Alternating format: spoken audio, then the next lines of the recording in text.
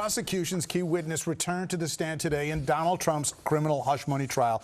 And all day, lawyers for the former president looked to discredit his former fixer, Michael Cohen.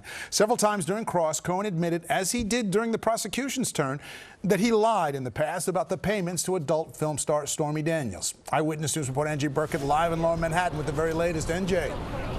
And right, Dave, those lies are Cohen's Achilles heel. More on that in a moment. But first, everybody predicted fireworks on the witness stand, and today we got them. The star witness going up against the lead defense attorney over a phone call days before the 2016 election. As Michael Cohen left his apartment today, he had to have known what was coming. Full-throated accusations from Donald Trump's legal team. That was a lie, Todd Blanche shouted at the witness box. You did not talk to President Trump on that night. Blanche was asking about a phone call Cohen made to Trump's bodyguard while Trump was campaigning just days before the 2016 election. The defense tried to suggest that Cohen really wanted help with a series of harassing texts. You can admit it, Blanche demanded. No, sir, I can't, said Cohen calmly.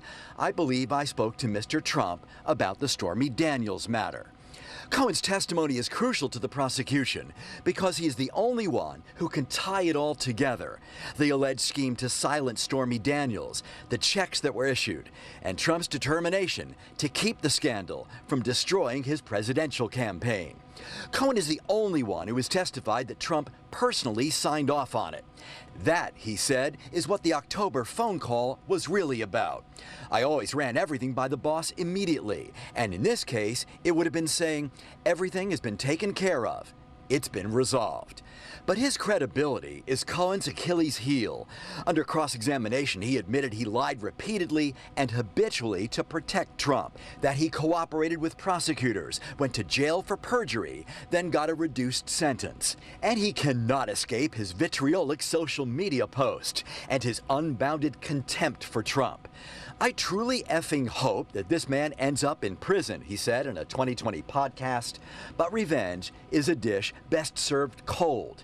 And you better believe I want this man to go down and rot inside for what he did to my family.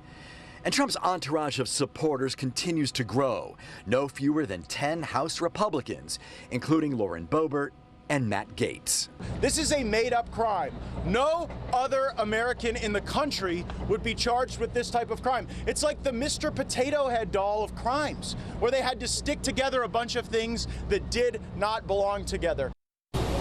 Well, court has just wrapped up for the day, giving the jurors a lot to think about. After a full day of cross-examination, the defense is still not finished with Michael Cohen. He'll be back on the witness stand for cross-examination when the trial resumes here on Monday. We're live in Lower Manhattan. NJ Burkett, Channel 7, Eyewitness News.